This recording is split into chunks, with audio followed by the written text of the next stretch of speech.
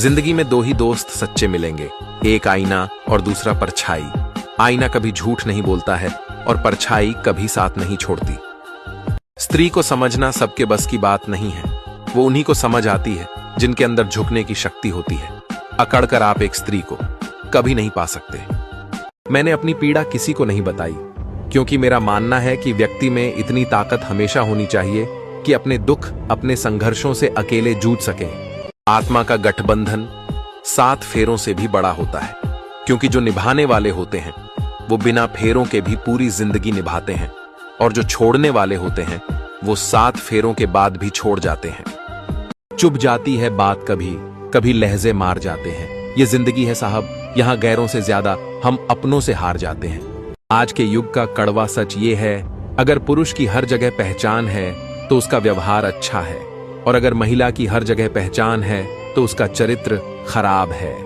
अतीत के पन्नों को पलटकर देखा तो मैंने हमेशा उसके सामने भीख ही मांगी थी, कभी बात करने के लिए, कभी प्रेम पाने के लिए, कभी अपनाने के लिए, तो कभी मुझे ना छोड़ने के लिए। लड़ाई झगड़े के बाद औरत की खामोशी का मतलब मर्द उसके दिल से उतर गया है, और मर्द खुश होता है कि औरत उससे दब गई और उसकी जीत हो गई, जबकि ये उसकी हार है, क्योंकि वो औरत को हार चुका है।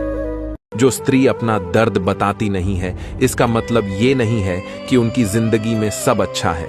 कुछ स्त्रियां अंदर ही अंदर दर्द छुपाकर जिंदगी जीना पसंद करती है, क्योंकि उनको पता होता है कि कोई साथ नहीं देगा। औरतें छोटे मोटे झगड़ों के कारण ही मायके चली जाती हैं। ज्यादातर तलाक उन्हीं के होते हैं, क्योंकि उनकी जिंदगी का रिमोट घर वालों और कुछ मतलबी रिश्तेदारों के हाथों में चला जाता है, और फिर फैसले नहीं बल्कि फासले हो जाते हैं। जब कोई साथी धोखा देता है तो सबसे बड़ा सवाल यह होता है, क्या कमी रह गई? लेकिन अक्सर इसका जवाब रिश्ते में नहीं बल्कि धोखा देने वाले व्यक्ति की सोच और उसकी कमजोरियों में होता है। जरूरत से ज्यादा बातचीत, जरूरत से ज्यादा लगाव, जरूरत से ज्यादा उम्मीद और जरूरत से ज्यादा भरोसा अक्सर इंसान को अंत में जरूरत से ज्यादा कष्ट देता है। जिस औरत ने तुम्हारे नाम पर सब कुछ छोड़ दिया, उसी की कीमत अगर तुम गैरों की नजरों से तय करोगे तो याद रखना, वक्त तुम्हें बहुत सस्ता बना देगा। एक औरत की ताकत और कमजोरी उसका पति होता है। अगर ताकत दे तो दुनिया जीत लेती है, और अगर कमजोर कर दे तो खुद से हार जाती है। औरत समझदार ना हो तो घर टूटता है, आदमी समझदार ना हो तो औरत टूटती है, और दोनों समझदार ना हो तो बच्चे का भविष्य बिखरता है। 50 साल की सास भी अपने मायके और मायके वालों से बड़े ही प्रेम और स्नेह से ताल्लुक रखती है। उनके अब भी अपने मायके के सुख दुख से बहुत ही फर्क पड़ता है, पर बात जब इनके बहू की आती है तो वो अपने 25 साल की बहू से ये पूर्ण उम्मीद रखती है कि वो अपने मायके वालों से कोई रिश्ता, कोई संबंध न रखे।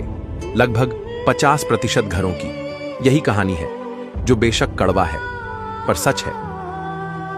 वो घर परिवार कभी खुश नहीं रह सकता जिस घर का मर्द अपनी पत्नी से झूठ बोलता हो और पत्नी का सच बोलना सहन ना हो।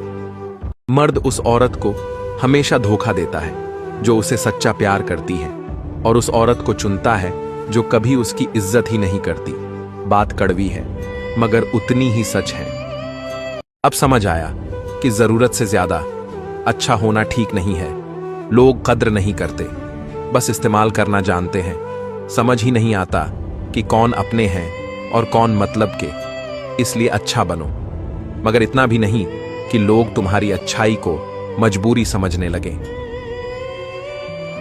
मां बाप की लाडली जब पत्नी बनती है तो उसका सपना होता है सिर्फ एक पति का प्यार, पर जब वहीं बेवफा निकले तो वो सपनों का महल खुद बिखर जाता है।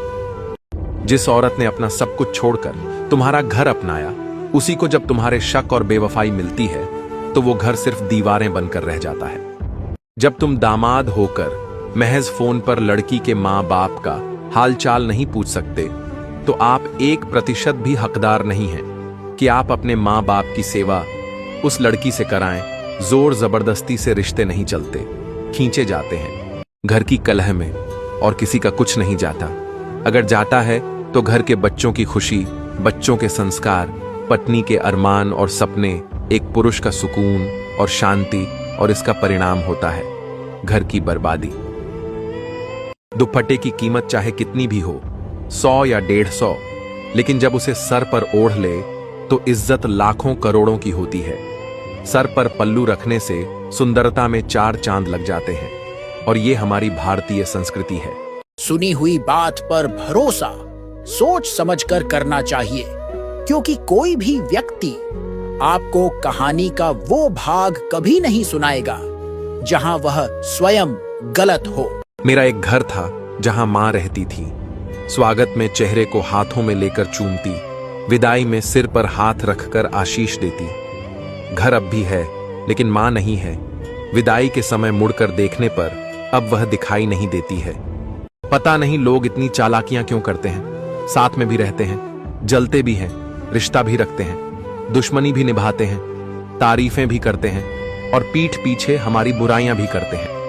पहले बहू को मान, सम्मान और इज्जत देना सीखिए, उसके बाद जिम्मेदारियों का ज्ञान देना, क्योंकि जब मान सम्मान मिलता है तो कोई भी लड़की अपनी जिम्मेदारियां बखूबी निभाती है। किसी को सिखाने की जरूरत नहीं पड़ती। वनवास केवल जंगल में जाकर रहना ही नहीं है, बल्कि रिश्तों में कड़वाहट आने पर एक ही घर में अजनबियों की तरह रहना भी एक वनवास है।